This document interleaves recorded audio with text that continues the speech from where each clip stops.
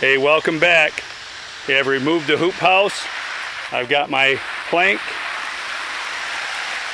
I got my plank here, elevated walk plank, and I'm now watering the plant. This is this really first overhead watering other than the rain.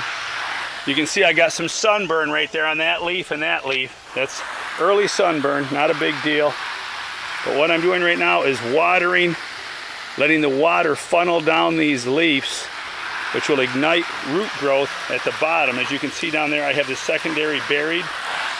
I'll try to give you a better look at that. All right, the secondaries are buried with dirt, a little heavy because I know I'm gonna wash it off here. Some of it's gonna wash off. In the water, I've got grow.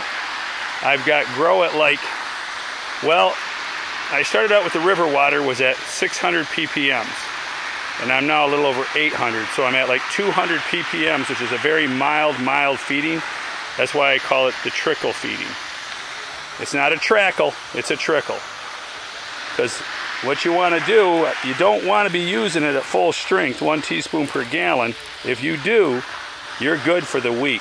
Walk away.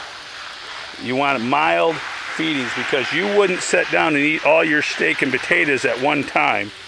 And you wouldn't pile them all up at the kitchen table for the entire week so that you could eat a little bit each day. So what we're doing here is the same thing with our plants. Why would I feed my plants that way? What I'm going to do is feed them a little each day, what I think they need each day. So this is Root Keeper, like 1/10 of a teaspoon per gallon Root Keeper to help ignite root. I'm washing, I don't have a vine burying mix, instead I water in my mix. Even though I did do a little bit of burying initially here to get her rolling.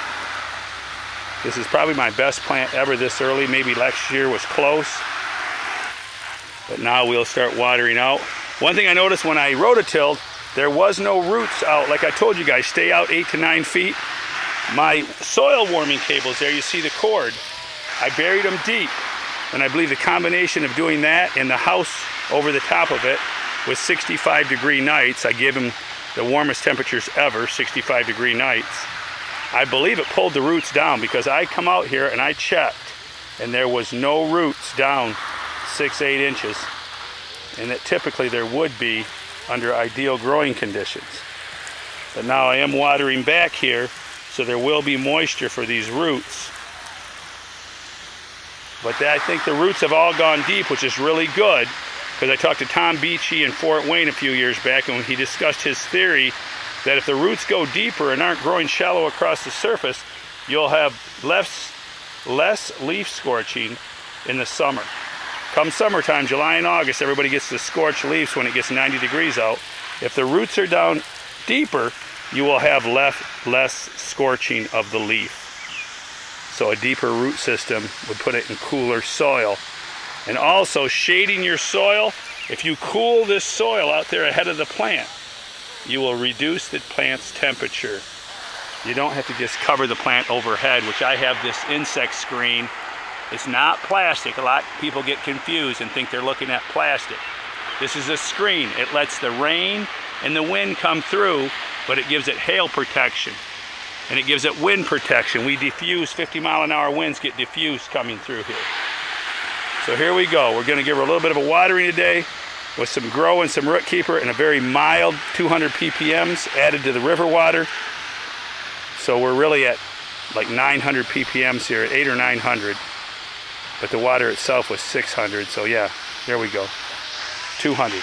Very mild. But we can do this every day. All right. Keep them growing. If you have any questions, post them below. All right. Talk to you soon. Don't forget my Memorial Weekend special. You can get some great deals. Email me. I'll give you a great deal if you want some Mark Special tea with amino acids. It really helps with calcium uptake. Talk to you soon.